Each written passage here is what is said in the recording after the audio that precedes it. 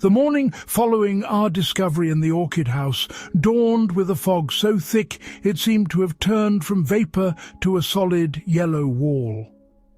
Holmes was already up, pacing the rug with a rhythmic feline grace, his eyes fixed on the door with that predatory intensity I had come to know so well. Julian Forrester sat huddled by the fire, a broken reed of a man whose world had dissolved into a nightmare of shadows and shifting loyalties. "The trap is set, Watson," Holmes remarked, checking his watch with a click of the lid. "I sent a message to Dr. Armitage an hour ago. I informed him that Mrs. Harold had left a supplementary codicil hidden within the potting soil of the Crimson Moth, and that I required his medical presence to witness its recovery. A man of his particular greed, fueled by 30 years of suppressed avarice, cannot resist ensuring his prize is secure." The words had scarcely left his lips when a heavy, authoritative tread sounded upon the stairs, devoid of the hesitation one might expect from a casual visitor. The door swung open to admit Dr. Armitage.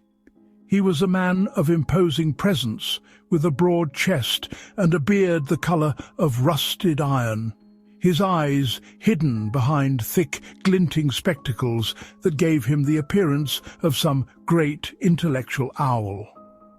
He radiated a professional calm, that bedside manner which had likely lulled many a patient into a false sense of security, and it made my blood run cold to think of the serpent coiled beneath the frock-coat. "Mr. Holmes," he said, his voice a rich, comforting baritone, "and Julian, I was surprised by your summons at such an ungodly hour. I had thought the matter of poor Eleanor's estate was settled, and that the lady was left to her well-earned rest." "Settled? Hardly, Doctor," Holmes said, stepping toward the centre of the room, his tall, gaunt frame silhouetted against the firelight. "It has only just begun to germinate. Like the orchids you so admire, a secret long buried has a way of pushing through the earth. Tell me, is it the physician's oath or the blackmailer's cold calculation that allows a man to stand by the bed of a dying woman, a friend of 30 years, and watch the life ebb out of her, knowing he himself provided the catalyst for her end?" Armitage's face did not pale. Instead, it hardened into a mask of granite, the muscles of his jaw tensing until they stood out like cords. "I do not follow your meaning, sir," he replied with icy precision. "If this is some theatrical delusion, some product of your well-known eccentricities, I must protest. It is a chemical reality, and a grim one." Holmes snapped, his voice ringing like a whip crack. He snatched up the test tube of emerald-green fluid from his workbench. "This is the signature of the alkaloid derived from the aconitum orchid. I found traces of it not only in the soil of the greenhouse, but on the rim of the water glass I borrowed from the Kensington bedroom. And here," he continued, producing the tin box with a flourish, "is the correspondence with the late Mr. Harold. It seems the shipping magnate and the young, ambitious doctor were partners in the theft of the lapis scarab 30 years ago.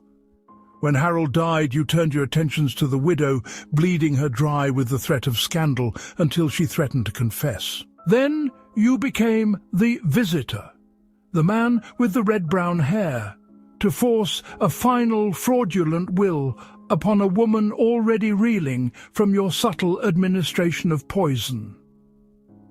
The silence that followed was broken only by the rhythmic crackle of the hearth and the muffled cry of a link boy in the street below. Then Armitage laughed, a dry, rattling sound that held no mirth. "You are clever, Holmes, as the papers say.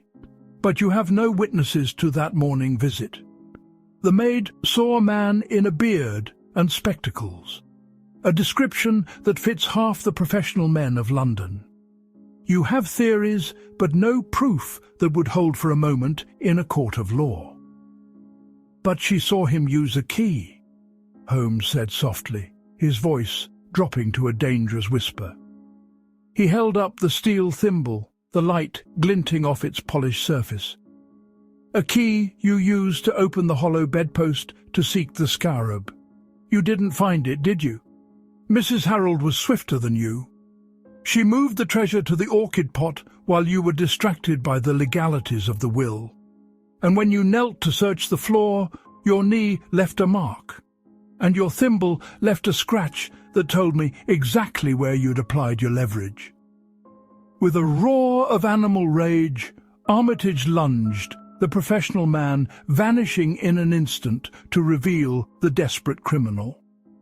He did not go for Holmes, but for the tin box on the table, hoping to destroy the evidence of his decades of infamy. I sprang forward, my hand on my revolver, but Holmes was faster. With a sharp, practiced blow of his cane, he caught the doctor across the wrist. The heavy steel thimble flew from Armitage's pocket, skittering across the floorboards to rest at my feet. At the same moment, the door to our bedroom flew open, and Inspector Lestrade, whom Holmes had secreted there in the early hours, stepped out with 2 constables.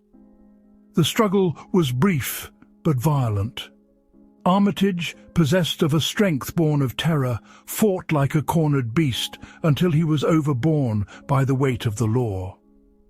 As the handcuffs clicked home, his medical bag fell to the rug, spilling open to reveal a glass syringe and a small vial of the very same concentrated orchid extract.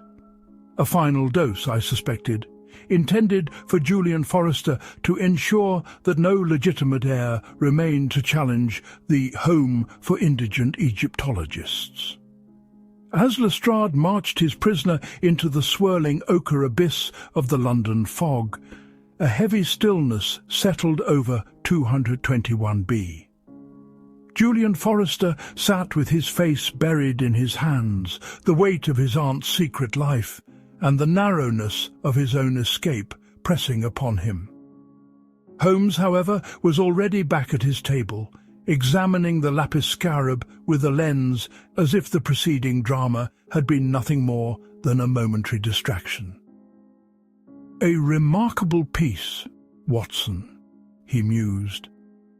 18th dynasty, I should say.